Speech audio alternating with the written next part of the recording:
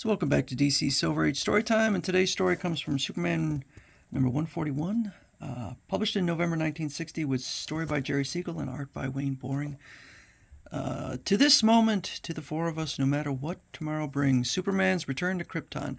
Now that the space ark has vanished and with it the hope of escaping from Krypton, before it explodes, Superman reconciles himself to spending his remaining days on the doomed planet with his parents and Lila Laurel, the Kryptonian girl he loves. Bravely they plan to face the oncoming doom together, and they reckon without the surprise of fate. One evening, several days later, under the soft radiance of Krypton's two moons, I can think of a worse fate than not escaping to Earth. Suppose we had never met. But Lila, it isn't fair. Of love like ours can't be measured in mere days or years. Even one enchanted moment is worth a dozen ordinary lifetimes. Lois loved me because I was Superman, but Lila loves me for myself. That's true. On this world, I'm just an ordinary mortal. Lila's right. If I'm doomed to die here on Krypton, I'd be a fool to waste our last days being miserable. We'll face the end bravely together.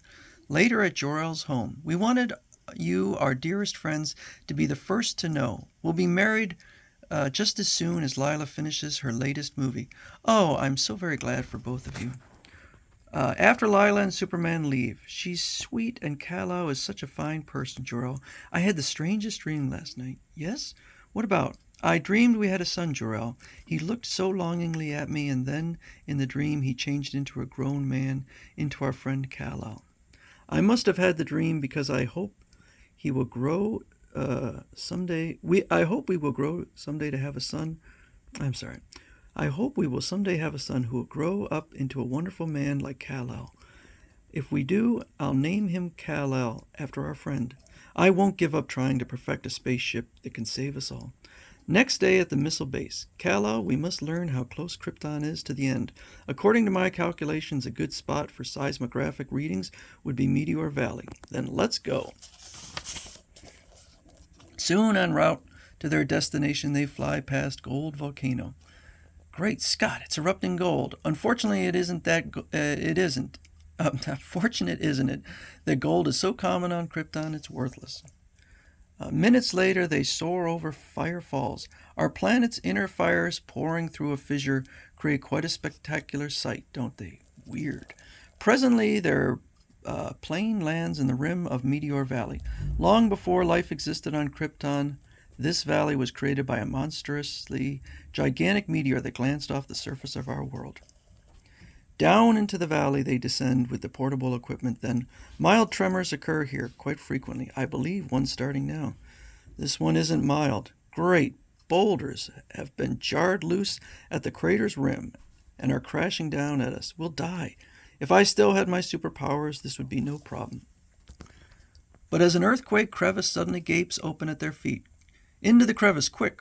I may have lost my great powers, but not my nimble wits. And as they crouch on a slippery ledge inside the crevice, the boulders are flying overhead, missing us. It'll be safe for us to climb out soon. However, the ledge is collapsing beneath our feet. Get out of here fast. Barely do they scramble to safety, then the crevice snaps shut again. Oh, 1 second slower and we'd have been crushed to death. Your space costume is ripped. Are you all right? Yes, that was a close call. Like myself, the costume is no longer invulnerable. I'll repair it. As they fly back toward the missile base, the violence of that quake was nothing compared to what is yet to come. The quakes will get worse until one day the entire planet will explode. Lila and I will courageously face the end together.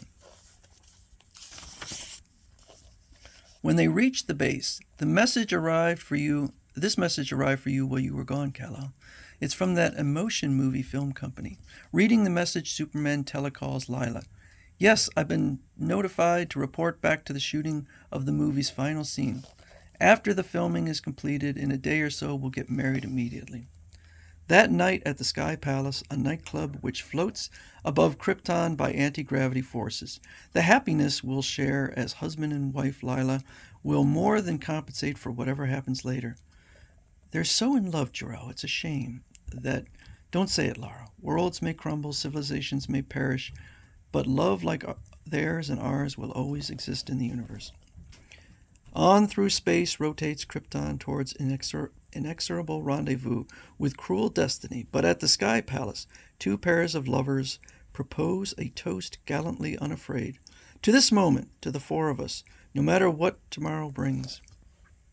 Next day at the location during the filming of the Space Explorers. Our other world scenery may be phony, but this space creature we borrowed from the Kryptonian zoo is genuine. Whatever you do, don't anger it.